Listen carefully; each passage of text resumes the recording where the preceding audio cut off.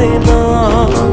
বাসলে ভালো কেউ কি এমন পাষাণ হয়ে যায় যে নিজের সুখে মনের মানুষটাকেই মেরে যায়। হায় রে বোকা মন আমার, শুনলি না বারণ, আবার প্রেমে মজলি রে তুই কেন কারণ?